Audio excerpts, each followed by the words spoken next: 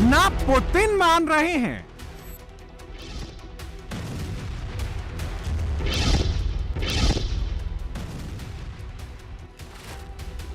ना ज़ेलेंस्की झुक रहे हैं।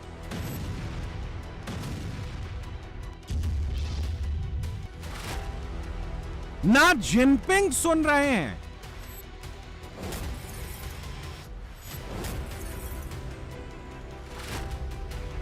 ना मोदी भाव दे रहे हैं। Look, it's funny you have people who work for a pro-business American administration accusing other people of doing business. Okay, that's really curious. But here's the point: if you have a problem buying oil from India, oil or refined products, don't buy it. Nobody forced you to buy it. I mean, but Europe buys, America buys. So you don't like it, don't buy it. Trump बेचारे मारे मारे। I think in 2 weeks we'll know which way I'm going. सोचा था tariff लगा देंगे, cease fire करा देंगे, Nobel मिल जाएगा, लेकिन सारा प्लान फ्लॉप हो गया। ना तो पुतिन डरे, ना ज़ेलेंस्की झुके, ना जिनपिंग डिगे और ना ही मोदी घबराए। ट्रंप की सारी दादागिरी धरी की धरी रह गई। रूस यूक्रेन में नॉन स्टॉप गोले चल रहे हैं, ड्रोन चल रहे हैं, मिसाइलें चल रही हैं।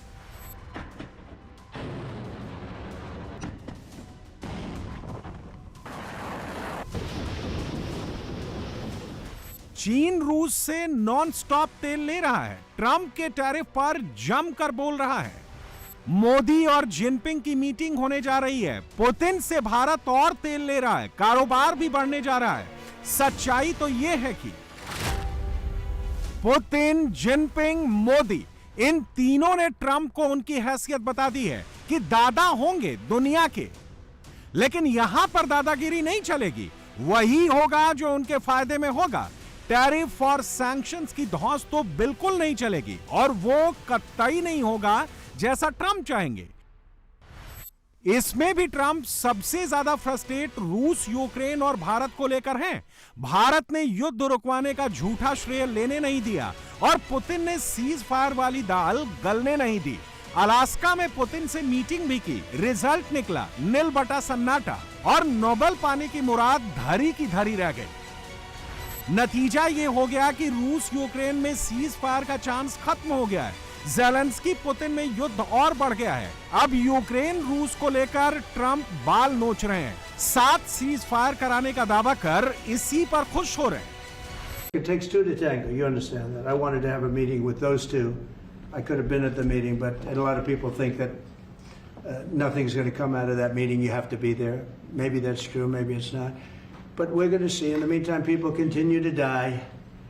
But I've solved 7 of them where they were in wars for 31, 35, and 37 years. We had 3 of them that were for more than 30 years, Johnny, and I got them solved.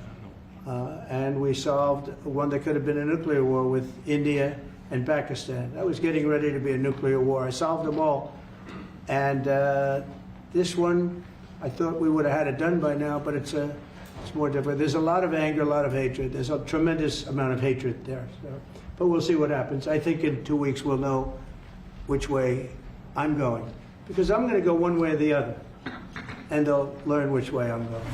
सबसे मुश्किल में तो नाटो के देश हैं, जिसको अमेरिका पर सबसे ज्यादा भरोसा था। ज़ेलेंस्की इन्हीं सब की बदौलत रूस से पंगा ले लिए। लेकिन पुतिन के सामने ट्रंप ने भी हथियार डाल दिए हैं, क्योंकि पुतिन ने ट्रंप को मैसेज दे दिया है कि युद्ध जब वो चाहेंगे, जैसे चाहेंगे, वो होगा। नाटो देशों के हाथ पांव फूल गए जब अमेरिकी उपराष्ट्रपति ने कह दिया कि कीव की सुरक्षा की जिम्मेदारी यूरोप को लेनी चाहिए। ज़ेलेंस्की और यूरोपीय देश ट्रंप के इस रुख से सकते में खुद को अकेला पा रहे हैं। Я вважаю так, тиждень тому чи 2 тижні тому, неважливо, Росія була там, де вона і знаходиться, і знаходилась. Вона не хоче, і не хотіла, і не хоче зараз закінчувати війну. Вона хоче висувати ультиматуми, завдяки ультиматумам відтермінувати можливість закінчення цієї війни.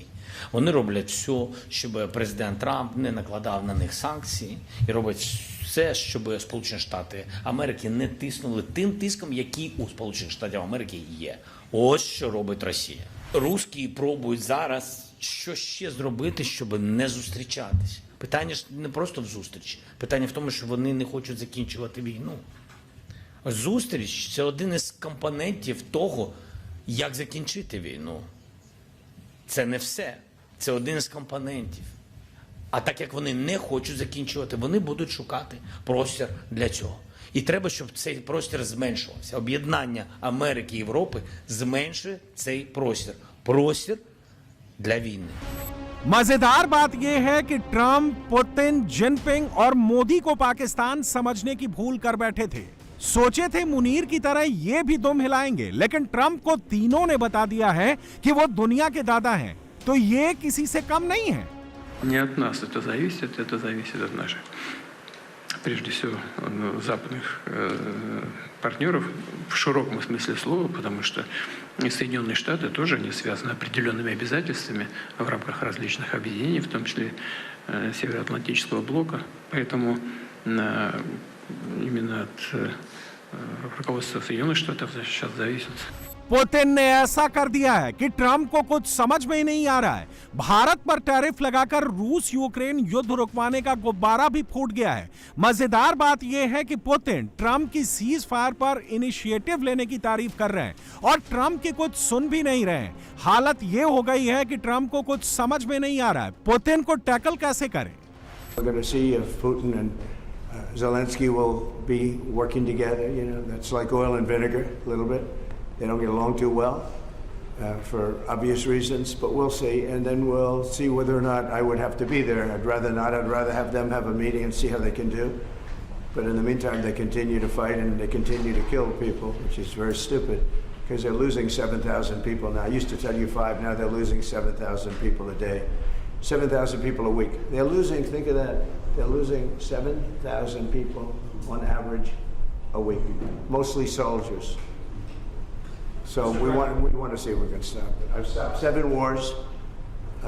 I'd like to make this. This one I thought would have been in the middle of the pack in terms of difficulty, and it's turning out to be the most difficult. एक बात तो साफ हो गई है कि Trump की हैसियत चीन ने बताई, पुतिन ने समझा दी। सबसे ज्यादा परेशान ट्रंप मोदी के रुख से हैं, जिसकी फ्रस्ट्रेशन अब भी दिखाई देने लगी है।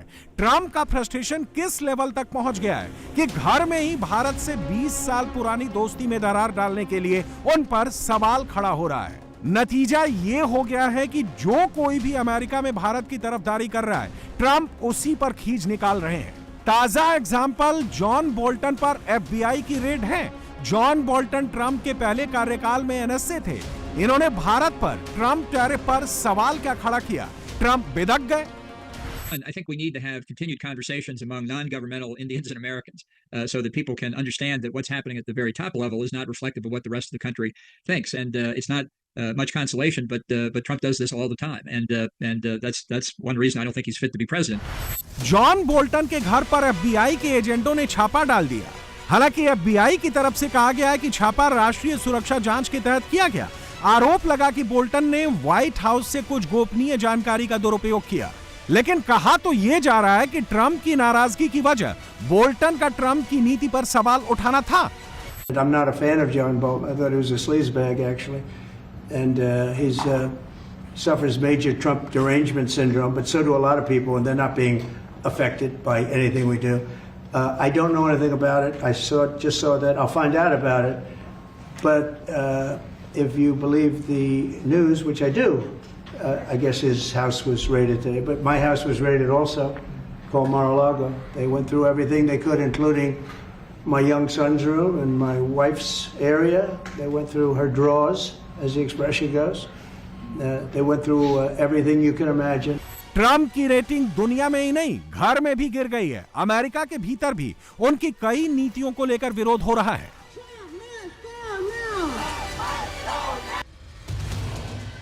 ट्रंप को पुतिन ज़ेलेंस्की से ज्यादा टेंशन मोदी को लेकर हो रही है, क्योंकि मोदी ट्रंप को कोई भाव नहीं दे रहे हैं, ना फोन कर रहे हैं और ना ही टैरिफ को लेकर कोई बात कर रहे हैं। ट्रंप टैरिफ पर ज्ञान दे रहे हैं तो उल्टे भारत से उनको ज्ञान मिल जा रहा है। We've not had a US president who's conducted foreign policy as publicly as the current one. That itself is a departure. That's not limited to India. That's limited. In fact, for that matter, who's not conducted his domestic policies as publicly as this one too. So I think we got to understand, before I come to India-US, that the President Trump's way of dealing with the world, even dealing with his own country, is a very major departure from the traditional orthodox manner of doing so. I mean, negotiations are still going on in the sense that nobody said the negotiations are off. And people do talk to each other. I mean, it's not like there's a kutti there. So look.